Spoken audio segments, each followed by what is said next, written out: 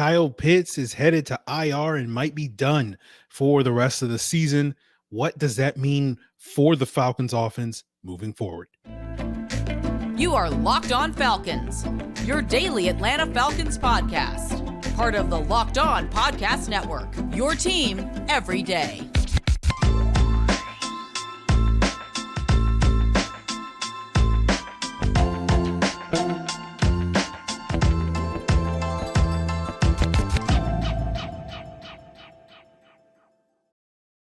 So, guys, you know me. I'm Aaron Freeman, a.k.a. Mr. Drew, a.k.a. Sirius Black, and a.k.a. your very humble host of this illustrious Locked On Falcons podcast, part of the Locked On Sports Atlanta podcast family, your team every day.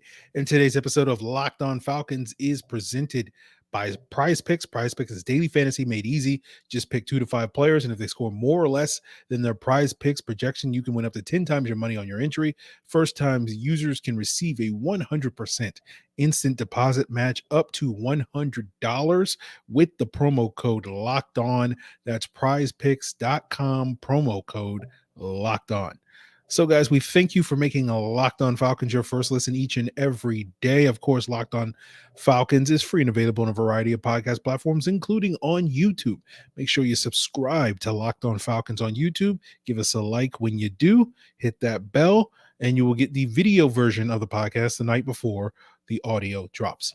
So on yesterday's rapid reaction, I promised Charles McDonald would be on the show. Unfortunately, Charles had a scheduling conflict, so we'll probably punt Charles to next week, and we'll talk about, his thoughts on Taylor Heineke and all that sort of thing as a guest. So you will not be able to get your Charles McDonald fix at least this week. And I have more bad news for those of you. Kyle Pitts probably going to be done for the season. Earlier on Monday, Arthur Smith went in front of the media and basically said, both Kyle Pitts and Taquan Graham are going to be out for the short term. But then later in the afternoon, the Falcons officially put both of those guys on injured reserve. Various reports from people like Ian Rappaport of NFL Network on Monday indicated that Pitts suffered a MCL tear and is seeking a second opinion.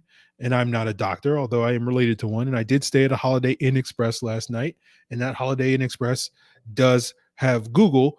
So I will give some of my medical opinions here. But typically, when you hear that a player is getting a second opinion, it's usually because the first doctor said, or at least in my experience, again, I'm not an expert on this, despite my hotel musings. But the first doctor basically says we're going to give you season-ending surgery, and the second, and you go to a second doctor to hopefully get a more optimistic prognosis. And so when I Google sort of severity of MCL tears and whatnot, I read some info about like a grade 2 tear, is going to leave you out 4 to 6 weeks. A grade 3 is 6 or more weeks, and surgery would only put that longer. And obviously the Falcons have 7 weeks left of the regular season, and of course a small probability of making the playoffs. Playoffs? Don't talk about playoffs. You kidding me? Playoffs? I just hope we can win a game. So MCL tear is not nearly as bad as an ACL tear. After all, Tom Brady did play on a torn MCL through the entirety of the Bucs Super Bowl season back in 2020. Obviously, that's not a real possibility with a tight end like Kyle Pitts. So I look at it and I think we're probably not likely to see him return this year unless the Falcons make a deep postseason run. We won't get into that today. We'll save Coach Mara for a little bit later in the season. But I think they kind of need to win their next 2 games before they even explore a possibility of that. And so, to bring it back to Coach Mora, trying to win a game and then trying to win another game after that point. We talked a little bit about Pitts and Graham's injuries on yesterday's rapid reaction in that third segment. And I was, at that time I was optimistic that, Pitts would not be out for an extended period of time, maybe miss a game or 2 or something with a sprain or something like that. But obviously that optimism was moot, and it just teaches me to never be optimistic about the Falcons. So I have learned that lesson, guys. And so it's all back to the negativity. I did not express optimism in the slightest that Taquan Graham wasn't going to be out for the season. And again, unless we get some update a month from now saying that, oh, it was just a minor issue, I'm going to assume, along with Kyle Pitts, that he's potentially out for the season. Again, still a slim possibility that, Pitts might, be back in time for the playoffs. But again, that depends heavily on your belief that the Falcons can make the playoffs without Kyle Pitts over the next 6 games. In other roster news, they did pick up Jaleel Johnson off of waivers. He was signed by the Falcons at the practice squad at the beginning of October. And then the Texans signed him off the practice squad a couple weeks later. And then they waived him this past weekend. So the Falcons are bringing him back. And we talked a little bit on yesterday's episode about what the Falcons would do, because I was at that time assuming Graham was going to be out for a while. What the Falcons would do at that D tackle, that interior D line, and kind of speculated, this would be a golden opportunity to bring back Anthony Rush, or potentially bring in another veteran that we've been talking about the Falcons bring in into the building since May. Again, there's still a possibility that the Falcons could do either one of those things later this week. But it seems, at least for the time being, bringing back Jaleel Johnson, that they're just going to roll with the young guys in Johnson, Abdullah Anderson, Timmy Horn, Jalen Dalton, and hope that, the power of competition, next man up, all that sort of thing, someone will sort of step up and fill that void next to Grady Jarrett. And we'll just sort of have to see if one of those guys does. Taquan Graham has been a valuable contributor to the Falcons run defense. He's also had his moments as a pass rusher. And I don't know if any one of these guys is going to bring quite the same skill set as he does in that regard. So we'll see if one of these guys can sort of step up, because certainly will go a long way to solidifying their grip on a roster spot beyond not only this year, but into future years. Again, because, a lot of us, and we'll see if Terry Fontenot agrees with us, but a lot of us expect the Falcons to completely revamp their front seven in the offseason in free agency. So any positive play from some of these young guys over the next 6 games will certainly help their case to not be part, out with the old, in with the new sort of mentality. But we will leave it there, guys, and we'll talk a little bit more about some of the adjustments the Falcons will make offensively to fill the Kyle Pitts size void in their offense, and if that's going to mean that they're going to lean even more on their running game, and what that means this upcoming week against the Washington Commanders. But guys, before we get there, I want to tell you about Turo, the world's largest car sharing marketplace. With Turo, you can book any car you want, wherever you want, from a community of local hosts. You can browse a huge selection of vehicles for just about any occasion or budget across the US, UK, Canada, and also it's coming soon to our friends down under in Australia. And of course, this week is a great time, given all the traveling that everybody's going to be doing this week, to explore your options at Turo, including getting that sort of spacious SUV or minivan for a family road trip. If you want to get a classic luxury car for the holidays, so you can, impress your loved ones. If you want to find an affordable economy car that can just get you from point A to point B, whether that's getting home or getting away from your relatives, you can find that at Turo, or test drive a new electric car. Many hosts will deliver the car directly to you. Every trip is backed by liability insurance. Terms, conditions, and exclusions apply. Ditch the boring rental cars and find your drive at Turo.com. That's Turo.com. And now I want to tell you guys about Prize Picks, a fun new way to play daily fantasy. You just pick 2 to 5 players, and if they score more or less than their Prize Picks projection, you can win up to 10 times your money on your entry. It takes less than 60 seconds to enter. And the great thing about Prize Picks is not you versus other people. It's just you versus the projections. And you can find projections on the NFL, NBA, NHL, PGA, college football, and so much more. Prize Picks is safe, it's fast, it's easy. It's currently in operation in over 30 states in the US and Canada. All you got to do is download the Prize Picks app or go to prizepicks.com to sign up. And first-time users can receive a 100% instant deposit match up to $100 with the promo code Locked On. That means if you deposit 100, Prize Picks will give you 100. If you deposit 50, Prize Picks will give you $50 on top of that. Don't forget to use that promo code Locked On at sign up. to get your instant deposit match up to $100. So, guys, as we continue today's episode, let's talk a little bit about how the Falcons fill the Kyle Pitts void in their offense. And obviously, this is not the first time the Falcons have played without Kyle Pitts this year. He missed the Tampa Bay game earlier this year. And in that game, essentially, the Falcons used kind of a tight end by committee to sort of fill that void in their offense. Primarily, we saw, or not primarily, but we saw a lot of Anthony Firkser getting work in the 11 personnel sets, particularly in the first half of the game. And then when the Falcons were utilizing a lot more 12 personnel as the game wore on, the two tight ends that were getting the bulk of the work were Feleipe Franks and Parker Hesse. And for those of you guys that don't know the personnel groups, I've explained it before on the podcast, but those numbers refer to the first number is the number of running backs.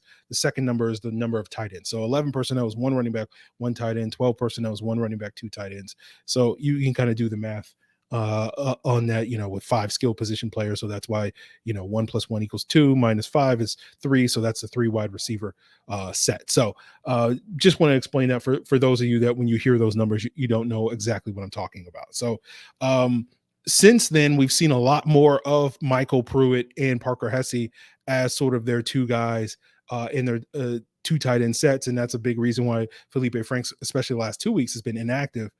So it seems like we may see more of Pruitt and Hesse to give the team that juice as blockers when they go to those two tight end sets. We did see a nice catch from MyCole Pruitt in this Bears game. We had a 17-yard catch on a play action rollout. And I think with both him and Hesse, if the Falcons are going to get them involved in the passing game, a lot of it is going to be play action passes out of 12 personnel or 13 personnel, which are those 3 tight end sets. You're not going to necessarily ask those guys to line up flexed out, line up wide, and run routes in a major way and expect those guys to get the ball. When the Falcons have done it, that's more of a Firkser Franks sort of thing. So we'll see how the Falcons adjusted. Do they go back to more of a committee system? And obviously, it's going to depend heavily on their game plan, right? If they're going to try to run the ball effectively and run the ball a lot against Washington this upcoming week and in future weeks against other opponents, they're probably going to lean more on those 2 tight end sets with Hesse and Pruitt. But if they do get into a situation where they want to throw the ball, then that's going to open the door for guys like Franks and Firkser. And the thing about Franks, at least in that Tampa Bay game, was because the Falcons don't want to sort of tip their hand. They like having Franks out there because he gives you a little bit more as a blocker than Firkser does, but also gives you a little bit more as a route runner, an athlete. So the potential is there for him to catch a football. Although obviously in that Tampa Bay game, he did not catch, any of the targets that went his way.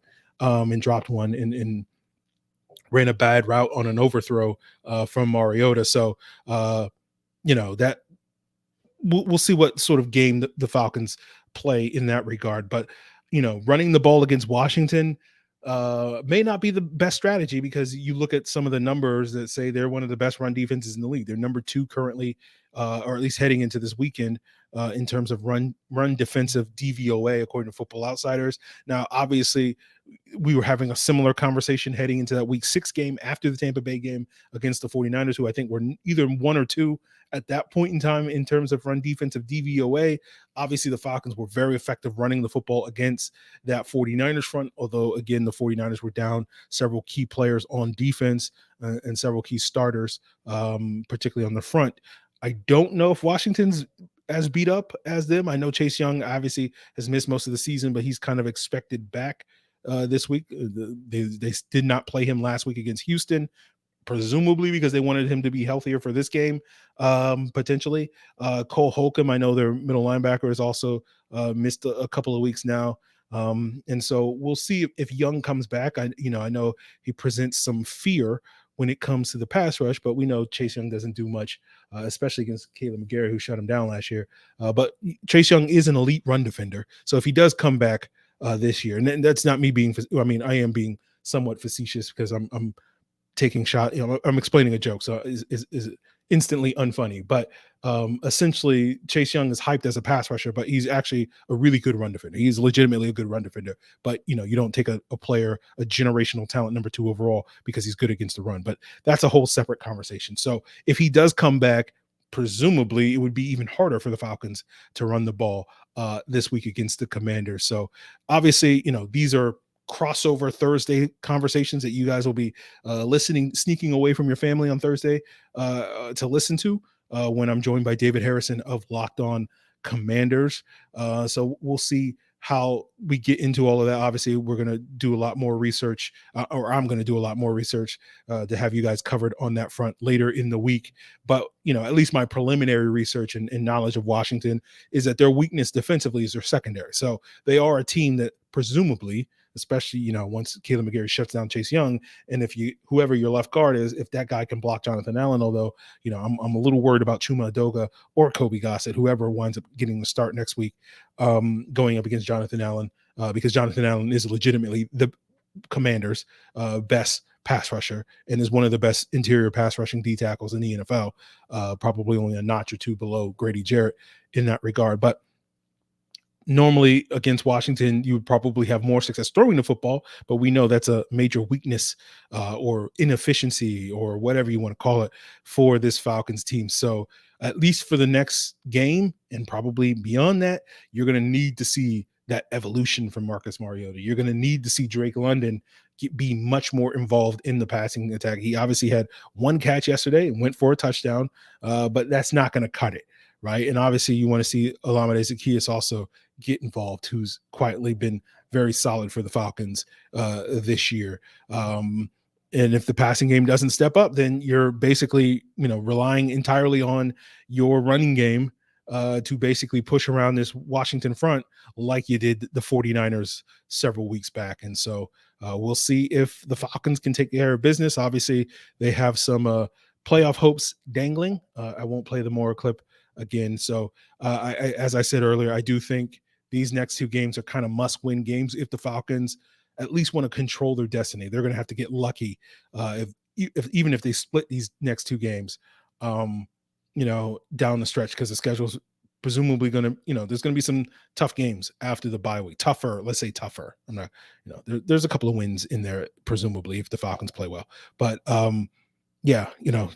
they will be in much better control of their destiny this season if they can win this week and then the following week against the Steelers. So obviously we'll have you covered later this week on that front. And we'll wrap up today's episode by talking at least a little bit more positively about the Falcons, because we'll revisit yesterday's game and talk about how the defense, by dialing back their blitz, were able to keep Justin Fields in check. And we'll get into that, guys. But I want to thank you that you make Locked On Falcons your first listen each and every day. And I recommend for your second listen, check out Locked On Sports Today. From the games that matter the most and the biggest stories in sports, Locked On Sports Today has you covered behind the scenes and beyond the scoreboard with the local experts that only Locked On can provide. So subscribe to Locked On Sports Today, available on Odyssey, YouTube, or wherever you get your podcasts. And guys, I want to tell you about betonline.net, the number one source for sports betting info, stats, news, analysis. And since I know great personal experience that you love podcasts, you can also find those at betonline.net as well. And right now, the Falcons are 4-point underdogs on the road against the Commanders. So if you want to take advantage of that line, whether you feel great about the Falcons' chances or, today's news on Kyle Pitts makes you feel down in the dumps about their ability to get another road win this season, go to betonline.net or use your mobile device to learn and get the latest odds, trends, not only for football, but for every professional and amateur league out there, from football, basketball, soccer, esports. We got you covered all at betonline.net. BetOnline, where the game starts. And guys, Locked On Falcons, along with all your other Atlanta shows, are now available on Roku and Amazon Fire TV as part of Locked On Sports Atlanta. Just download the Locked On Sports Atlanta app, available today on Roku and Amazon Fire TV. So, wrapping up today's episode, let's talk a little bit about the Falcons' defensive strategy. And obviously, I'm basing a lot of this on some of the things that Mike Rothstein of ESPN wrote on Monday talking about this. I'll link to the article in the description below if you want to go deeper into this. But it was notable that the Falcons, one of the reasons why the Falcons had success containing Justin Fields was because they did something that other defenses didn't do, which was not blitz him. Right. According to Rothstein, Fields was blitzed on about 38% of his dropbacks heading into this weekend, which was the second highest rate in the NFL. And the Falcons only wound up blitzing him on basically 3% of his dropbacks in this game. And so, they were able to, sort of keep eyes on Justin Fields, corral him. We saw several guys make open field tackles against him. D. Alford, Troy Anderson, Lorenzo Carter, I think had a stop or two. Evans and Walker, etc., were able to make some stops on him. And so, that was part of their strategy. And it was interesting because I expected going into this game that the Falcons would blitz Fields a ton to try to force him to make quicker decisions, something that is not a strength of his game, by dialing up the pressure. But with that comes the risk and the reward, right? The reward is, it forces him to make poor decisions. The risk is that he'll just make the decision to tuck in and run. And if guys are out of their lanes or guys are out of position, that could lead to some big gains, as we've seen the last couple of weeks. Now, what's notable, and I'm not using Mike Rothstein's numbers that he cited, and I'm going to use PFF, for the rest of this data that I'm going to throw at you guys. But PFF had the Falcons pressuring Fields on 53% of his dropbacks, which was either the highest or the second highest this past weekend in Sunday's games. And obviously that number is the highest pressure rate the Falcons have had all year long. Prior to that, their highest was the 33% they put Jimmy Garoppolo under pressure in that Week 6 game. And those of you that have been regularly listening to the podcast over the season know that sort of the number I put at sort of a healthy pressure rate for a defense is about 35%, so slightly above the Jimmy G level. And frankly, the Falcons have not broken more than 30% only 3 times. They did it in Week 1 against the Saints where they had 30% pressure rate. They did it in Week 4 against the Browns with 32%, and then again in Week 6 with 33%. And most every other game, the Falcons have had a pressure rate between like 16 and 26%, according to PFF. So I'll be curious to go back and watch the film to see sort of if they were able to get more pressure with just 4 guys by dialing up more stunts. I know they had at least 1 sack. One of their 4 sacks came with guys getting stunts in this game. The Grady Jarrett sack where Lorenzo Carter looped in and forced Fields to move off his spot, and Grady was able to clean up that thing. And it would be notable if that was the case this past week, because stunts have not been something that has been a regular feature of the Falcons pass rush when they try to rush with 4 this season or last year under Dean Pease. Now, it was something that Raheem Morris was like, we're running stunts every single snap, right? That was a regular feature under Raheem Morris in 2020 when I was charting the defense, and obviously it was a big part of what they did under Dan Quinn. And so that's not been something that's been big in the repertoire of Dean Pease. So I'll be curious to see if he dialed that up this week, and maybe we'll see more of that moving forward, or if that was just specific to dealing with Justin Fields. And the fact that the Falcons were able to get pressure this week, get more pressure this week than they have to date, isn't a surprise, given that the Bears' offensive line has not been very good. According to Pro Football Focus, Justin Fields has been the most pressured among the starting quarterbacks this year, having been pressured on about 47% of his dropbacks. I think it was like maybe 44% going into this game, if I'm not mistaken.